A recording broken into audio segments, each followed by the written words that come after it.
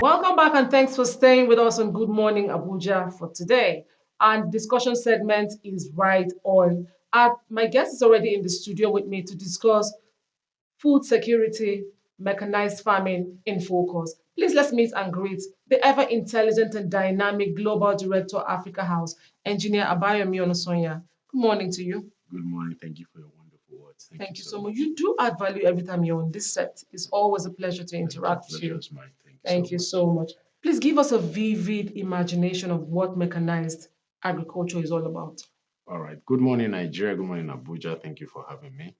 Mechanized farming, simply put, is the introduction of modern machinery into the heart of agriculture, which could range from um, moving using tractors to cultivate the land to processing the food using machineries.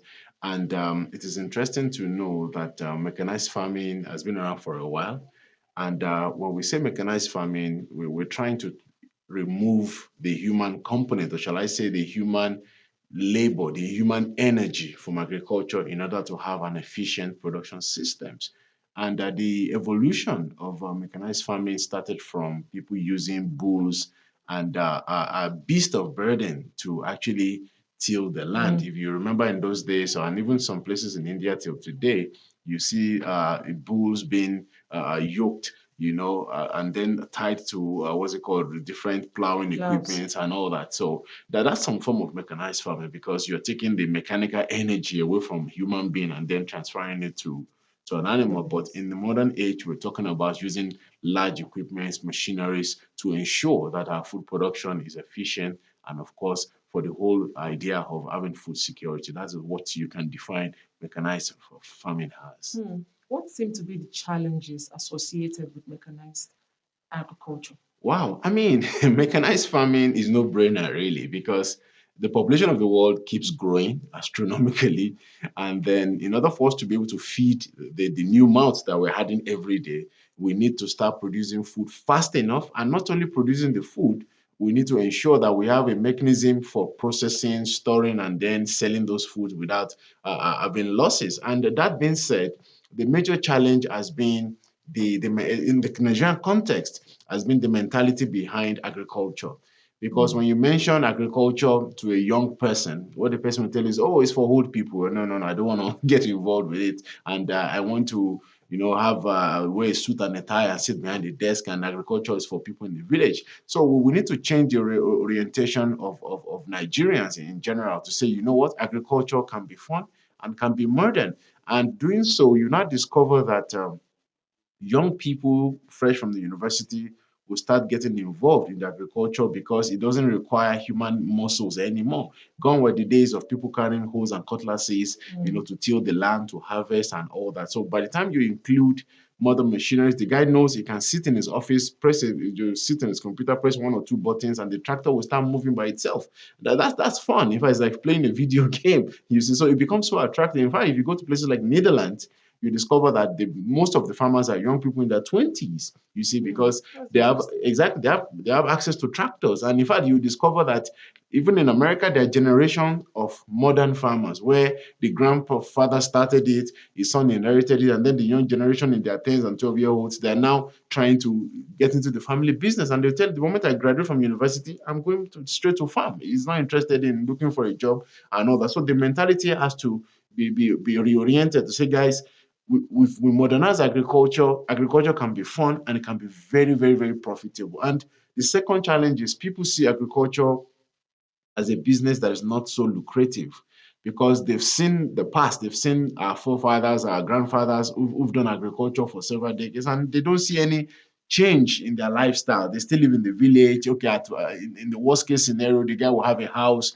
he will struggle to pay your school fees and Mm, all that. But with mechanized farming, you discover that you can be 25-year-old and own assets up to $200 million, and this exists all across the world. So in Nigeria of today, we need to start mechanized farming to make agriculture fun because agriculture can be really, really, really fun. Trust me, because mm, it is interesting. You see something you plant yesterday, you harvest it with machines, you process the because even planting, starting from land preparation, in fact, can be mechanized. tilling. Tilling the land exactly because I like to use practical examples. we do for agriculture in my organization, and then we do a side-by-side comparison. When you tell the laborers to go to the field to clear the field, they will go with cutlasses, axe, and all that. It will take them months and months to clear maybe 10 hectares. But a tractor will come or a bulldozer, it will just bulldoze all the stumps and everything away. And then before you know it, the tractor comes in, it tills the land, a planter comes in, plants the seed, and then even irrigation is mechanized. No longer you have to wait for rain, say, oh God, Right. please send out the rain. And But that means they now, can do it all year round. thank you very much. So that means instead of harvesting once a year, you can do it 2, 3 times a year. So you're earning triple your income. So what would not happen is the cost of food prices will reduce, because you now discover that now the mudu of gari maybe is 1,002, 1,003. If I'm harvesting 3 times a year, I can sell the mudu for 500 naira to 300 naira, 400 naira, because I'm being productive, and I no longer have to pay a lot of money for laborers and whatnot. So it's the whole benefit is just fantastic for us to miss out on, and we really, really, really need to focus on this Tap in order into to be it. able to feed ourselves. I want to believe that the whole essence of this is food security. Correct. As regarding that, what are the expected benefits for mechanized agriculture in Nigeria? Well, the expected the number one benefit is hunger will disappear. I like the sound of that. Exactly, me too. Even sounds great, right? Hunger will disappear because we'll be more productive. And I'll give an example. I'll give you some data. In Brazil, they have one tractor per every 65 hectares. In Nigeria, it is estimated we have one tractor for 10,000 hectares. And as a result, Brazil is one of the largest producers of soybean, maize, and certain agricultural commodities, even livestock, because many people will ask themselves, okay, how can mechanized farming assist the livestock industry? The truth is, when you imagine you are growing 20 million tons of soybean every year, that means you have enough extra food for people to eat. And then the waste from the soybean, guess what you use it for? Animal feed. So it's a way of even solving the header farmer crisis. Because imagine I own a farm of 10,000 hectares, only growing maize. And I know that the moment my tractor is harvesting, the maize is coming into my barrels, and then the waste is going one side. So I can now tell the herders, okay, guys, I have 5,000 tons of maize chaff. Go feed your animals on it. So that way, they are satisfied. I'm making money. So number one is there'll be enough food. Number two, you discover that we will create our nation will earn foreign income. Because the truth is, once we become very, very efficient in producing food, we will have so much food that they will be forced to export the balance.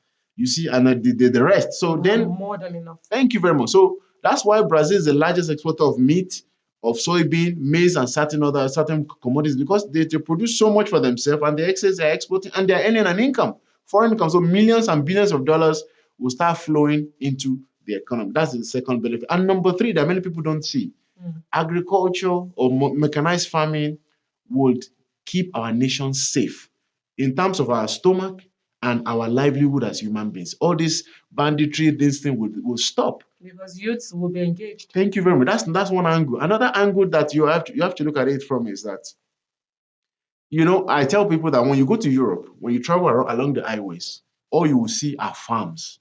You can drive for 6 hours, you just see maize farm, soybean farm, wheat farm, all across the highways. And this is the thing I've been preaching for a while now. Imagine all those thick jungles we have in Nigeria when we're driving from, let's say, Abuja to Newi. We plant corn on those highways. Where would the criminals hide? They have nowhere to hide. That's the reality. No jungles anymore. So there won't be places that are not administered by security forces, because we've cultivated food in everywhere. And this is my philosophy. My philosophy is this: every local government should be assisted, or shall I say, invest in mechanized farming, such a way that those trouble spots in our society, we just turn them to large scale farms. I'm talking farms on 1 million hectares. We just imagine Kebi, imagine Katsina. We just plant wheat all across the whole entire landscape. So where would the bandits keep their kidnappees? There's no place to hide, literally. So it's just food. And of course, if there's food, they will be forced even themselves to go into agricultural business. Okay, fine. Let's be farmers too. So agriculture, mechanized agriculture, as a way of keeping us safe as a nation.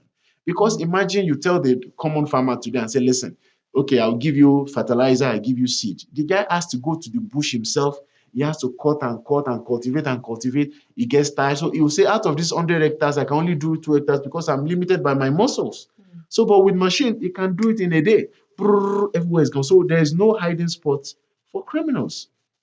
So we'll be safer as a nation. Agriculture, mechanized farming is in my opinion, is one of the biggest or one of the topmost areas where we can find safety in this nation. And of course, our stomach will be full. Will be full. That's the concept behind it. Thank you so much. Now let's talk about policy and other dynamics. What can government do to enhance the mechanized farming in Nigeria? Well, I mean, the government is trying. I'll say that off the bat. But the truth is, our problem is not that the government is not trying. Our number one problem is our policies are disconnected. I'll use Niger State as an example. Niger State, when the new governor came in, he said, okay, he wants to mechanize agriculture in Niger State. And then he purchased some tractors from I don't know where.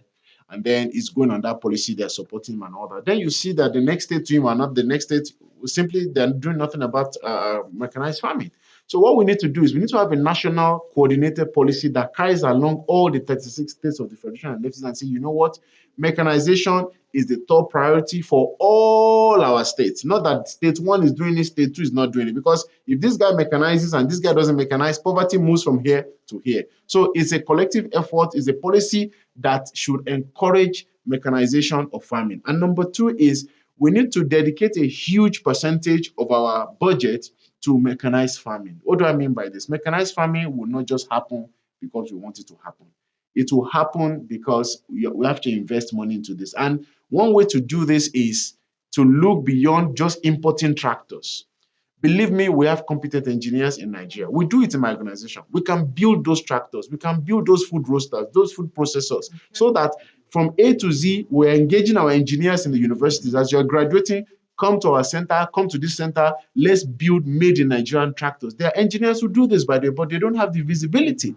So, and they don't have that national policy to back them up. So we're looking at policy, finance, and engaging the youths in the actual building of this equipment. Because if we say we want to mechanize by importing, it will not happen in 1,000 years because these equipments are expensive. Imagine importing a single tractor for $300,000. That's a lot of money. So, but we can build it for 1% of the cost if we actually look inward and the technology is available for us to leverage on in all the areas of the agricultural value chain. Quickly, before we wrap up, the private sector are also very strong stakeholders. What roles can they play? Well, I would say private sector has a key role because government can't do everything, obviously. We need to start investing our money in mechanized farming. We cannot keep opening car showrooms. If you see the number of car showrooms in Abuja alone, you will scream. Imagine if all those, each car represented one tractor, you know how much food will grow, how richer those car showroom owners will be. So we private sector need to start putting our money into mechanized farming, knowing that the government is supporting us. And of course, we will be safer and there will be more money coming into the economy. So it's a win-win situation. Thank you so much. Thank you. Thank you so much for coming and being your amazing self as usual. And I hope we'll be with you again very soon. Thank you so much. Stay with us on Good Morning Abuja. We'll take a short break. When we come back, we have more interesting discussions. Welcome back. Well, my next discussion is with a philanthropist as well as a social worker, the founder CEO Frugal Empowerment Foundation, Mr. Frugal Osazua. Good morning and welcome. Thank you for having me. He's also here in the company of the foundation's secretary, Ms. Grace Ojiji. Good morning, Ms. Grace. Good morning. Welcome to the program. Thank you for having me. Mr. Frugal, let's start with you. Tell us about the vision and mission of the foundation. Yes, the Frugal Empowerment Foundation was established in the year 2017, and the primary aim is the relief and prevention of poverty all over the world by assisting in the area of education, training, and all the necessary assistance designed to enable individuals to sustain, income. We have seen dysfunctionality among communities. And we think that somehow we can fill that gap. As you see, people striving to even take their children to the hospital with no money to do that. People trying to do petty business and with no money to do that. And people who has been displaced somehow. And we understood that the government is trying its best.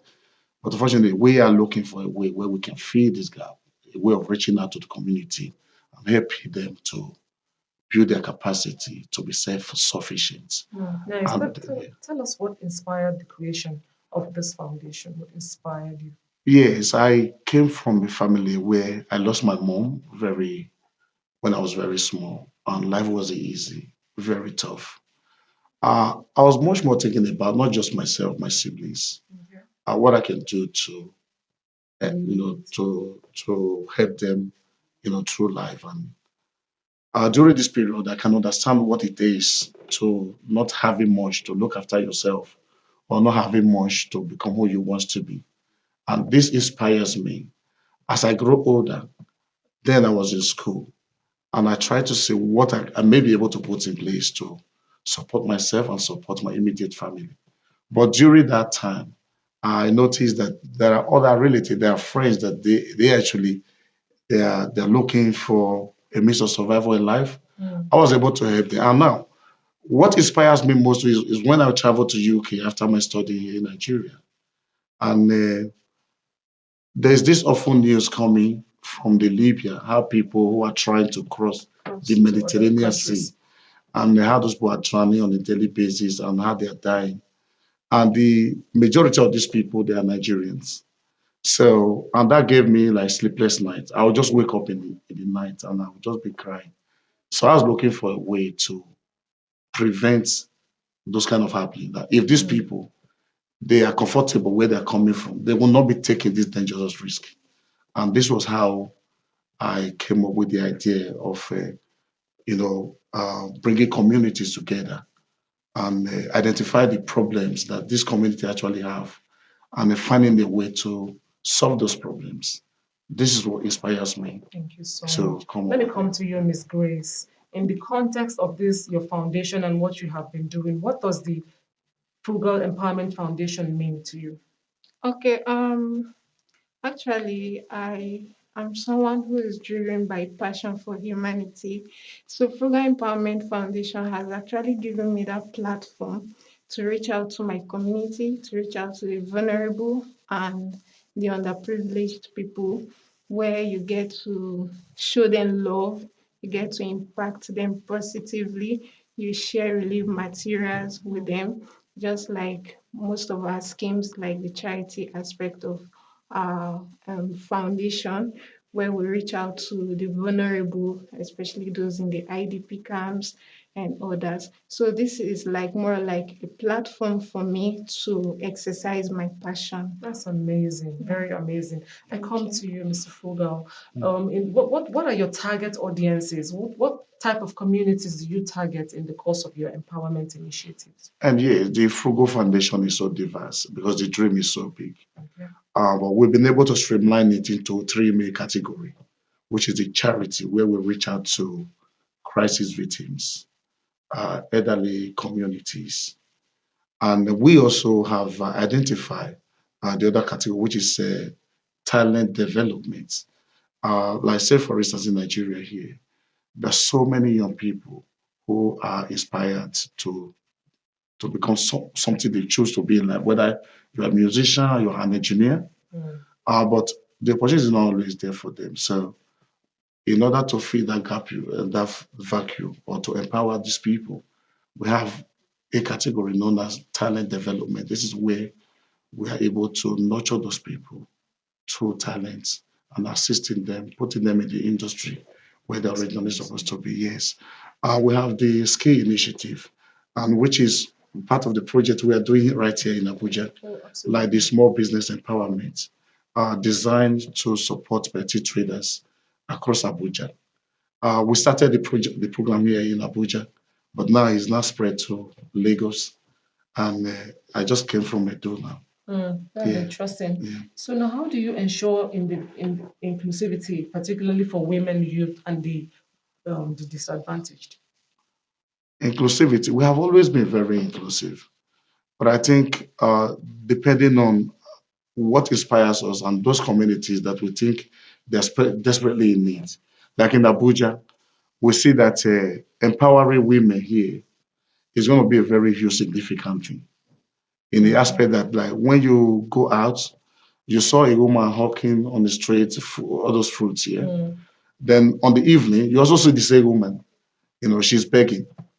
And you want to know why is it that she has to hawk food during the day, then in the evening she's begging? Why?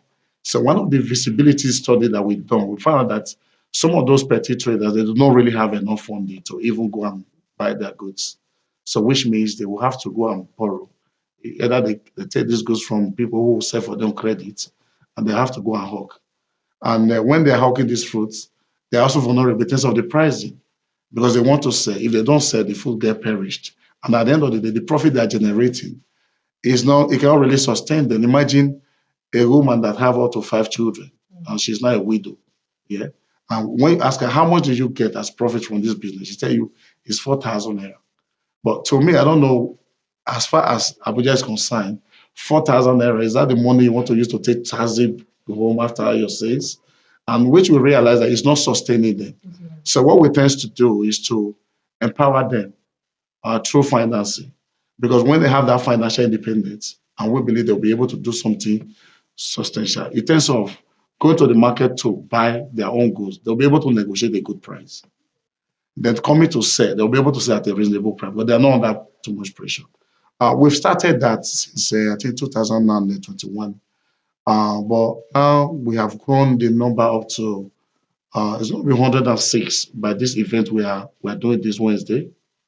We are desired to support petty traders up to 100 petty traders, which are women here in Abuja, with 150,000 naira each as business startup. Nice. Miss Grace, you're Yeah, young and passionate. Talk yeah. to me about some of the initiatives and campaigns that you have been a part of for this foundation with regards to the youths, young people. Okay. I would say like the charity aspects mainly which I have mostly engaged in. Reached out to a lot of young people, especially children. So most of these children, you see, based on crisis, community crisis, and all that, you find them displaced and mostly helpless. So we've been able to reach out to them. Some we've sponsored them through school. Some we've engaged in skills. We have some of them who we encouraged, like in the talent aspect, like he said earlier. We have some who we nurtured their skills, also in like specific industries where they are very good at. We have a lot of artists we have nurtured and mentored, which are doing great in their industry currently. So yeah, so that's one of the great heights Sugar has been able to attain.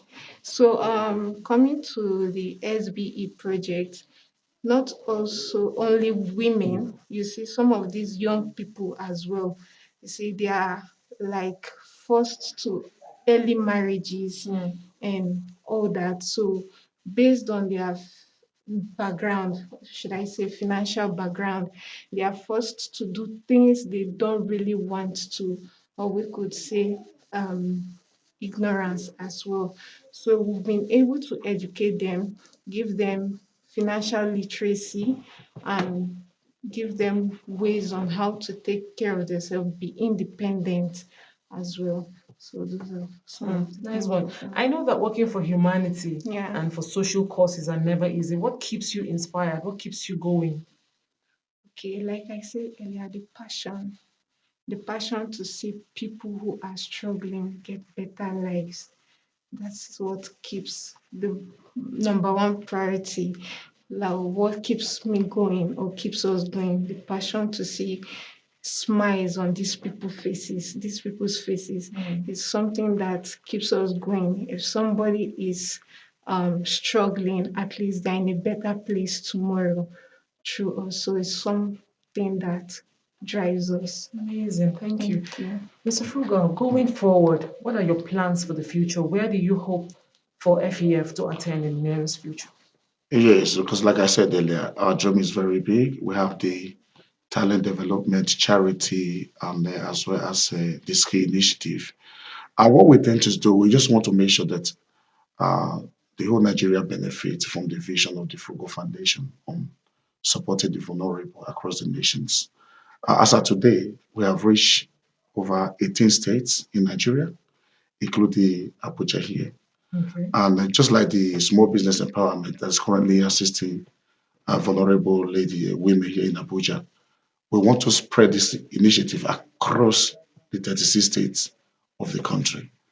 And as for the elderly community, which we have not really talked about it, but we've done a lot, there's some vulnerable elderly people that they don't have children anymore. We have a project we used to go cater for them. Mm. Yeah, so we go cater for them and assign a social worker to take care of them, and which is one of the key issues. Like myself personally, I just don't want to see people just suffering like that. Yeah, so I try to do something to solve that. Mm. Then as for the talent development, one of our music artists just returned from UK. On the top? Yeah, yeah. So he was there last year, and he also went this year. So that's the platform we're giving to young people to become who they want to be in life. Nice. Tell And us, tell us more about your platform.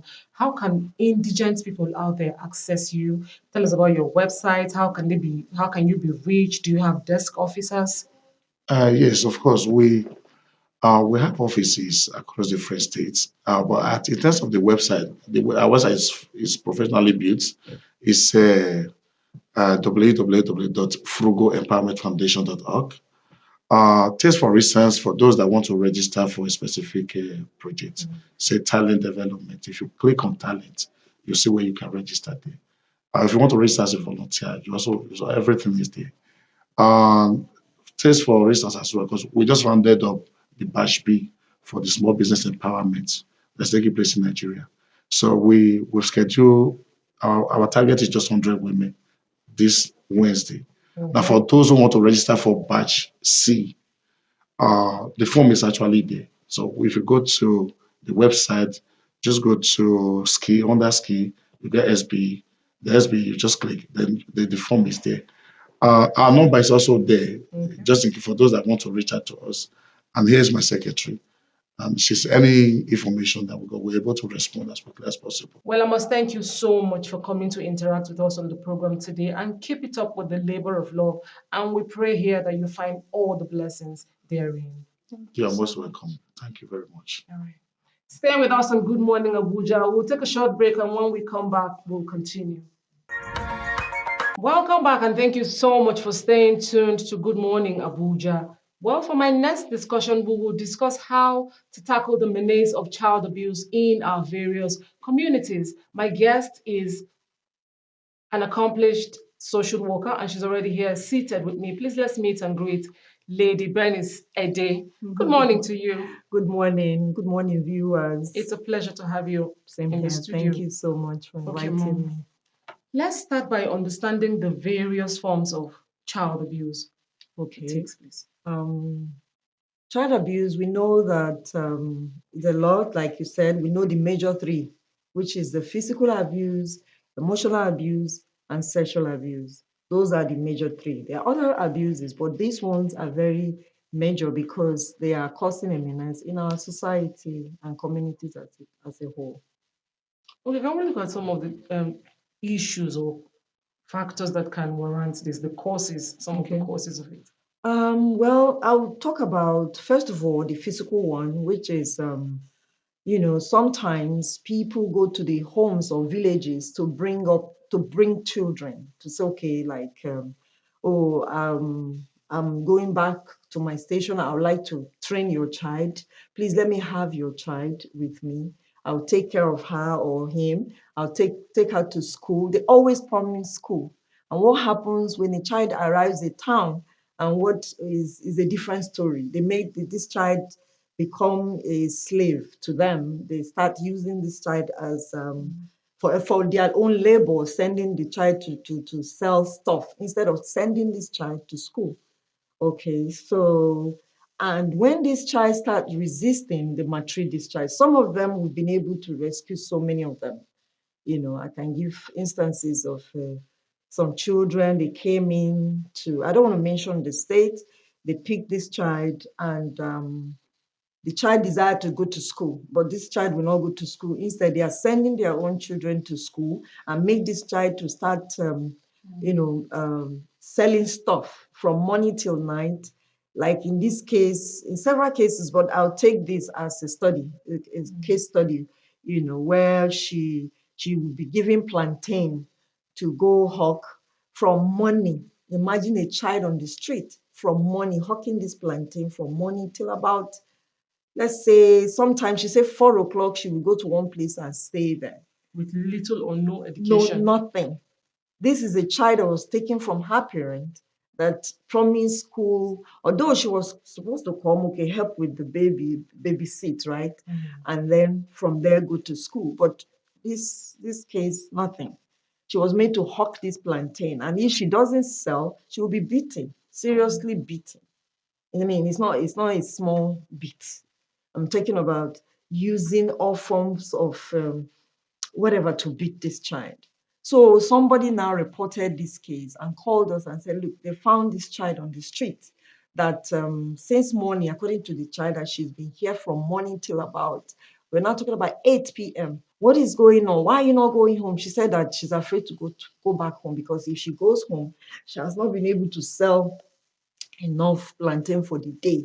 That if she gets home, she will be beaten again. So this man now took this child and said, okay, take me to your home. Let me see. Let's meet this your auntie. Okay. And they go home and her aunties, she now entered the house.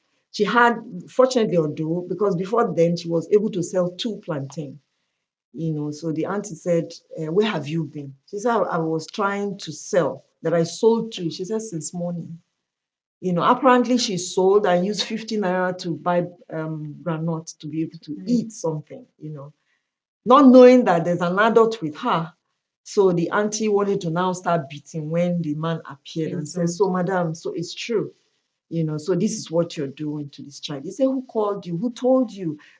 So do you mean this child has been with you? Not selling what we sent her. She turned the case. So the man now walked away and called us. So the next day, we swung into action. We visited the woman to interrogate, to find out. Fortunately for us, because any report, we need evidence to be able to, So we checked the child. We saw all the beating behind her backs, all the marks and everything. And that was how we took the child away from her. This is very, it's devastating, It actually. is. It is. It Okay, is. now, what are the available tools or measures that parents and caregivers can employ to adequately be well informed themselves and also educate the children on about their rights and their personal safety? Well, we do awareness. We have been able to create many awareness, and we do this twice a month to go out to inform people about the ills of child abuse and the consequences of child abuse. And then for the parent too, who gives their children out, I think we have been able to tell them that, look, stop.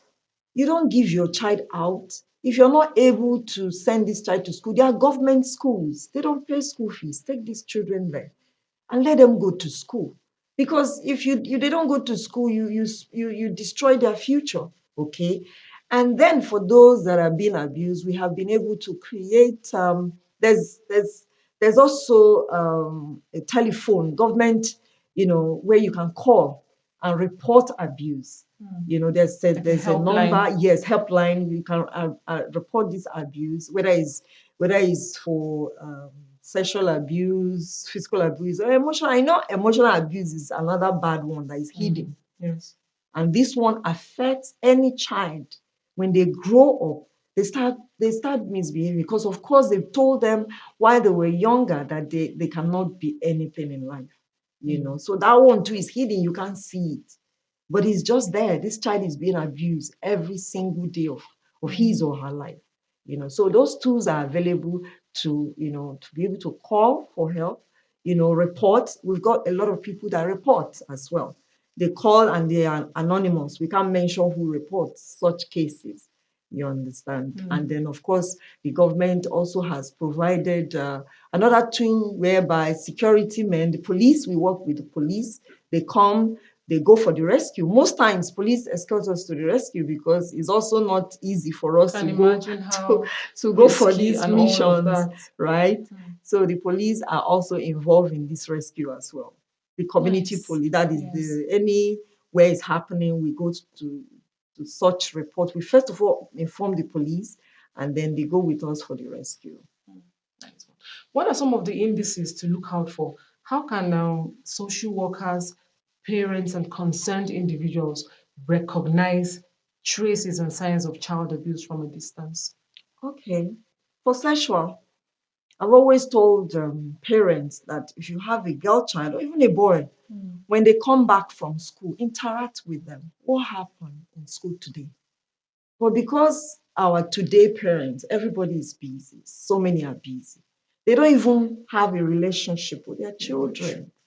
So this child is hurting, probably has been defiled, you know, and it's just there, mommy, mommy, what, please stay with, but the child is telling you something that somebody has put his or her finger in this child and you are not able. So those signs, when a child consistently keep calling you, mommy here, mommy my vagina, mommy my bum bum, whatever, you check this child and find out what exactly has happened.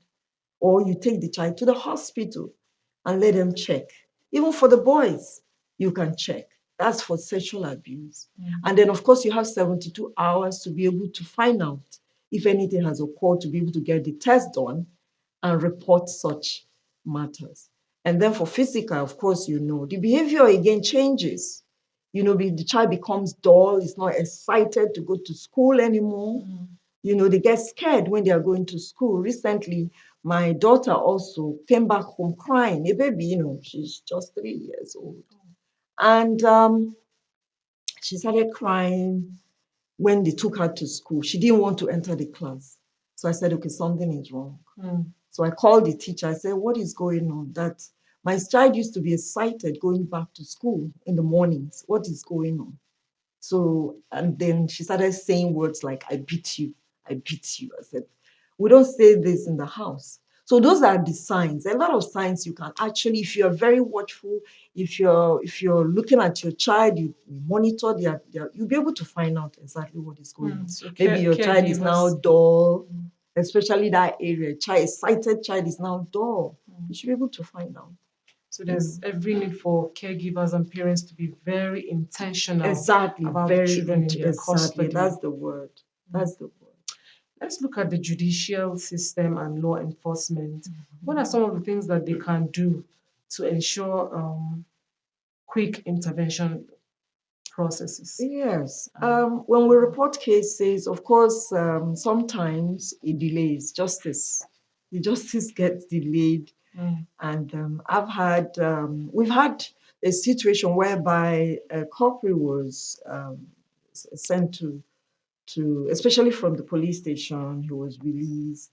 And, of course, it was, went to court. That one too was delayed. But I'm glad now I can tell you that in Lagos State, sorry, I have to mention the Lagos State government, they are really doing a lot. I am so proud of Lagos State government, and I will say it any day, A anytime. lot of people have been saying this actually. Lagos State, you don't get away with sexual abuse, any form of child abuse. You don't. You go in for it. And the justice system there is very fast. Okay. Quickly, ma'am, we don't have a lot of time left with us. What are there any rehabilitation processes involved for children who have gone through abuse? And Yes, definitely we offer social support, psychosocial support. And then, of course, there are houses. I will mention Lagos State because it's a state where I like a safe really, house? yes. Because when you rescue a child, you don't leave the child there for the abuser to continue. You take the child away.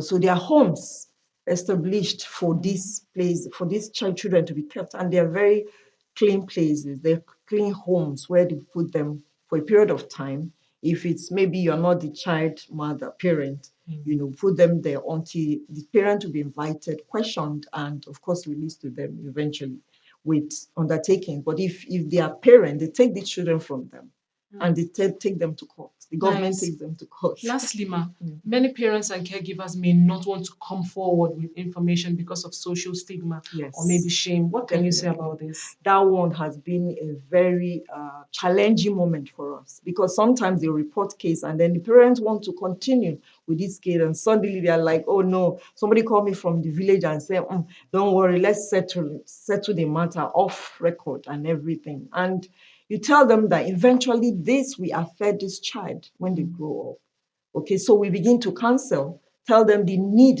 this child needs justice. The need for this child to get justice, basically. And it takes a lot, though.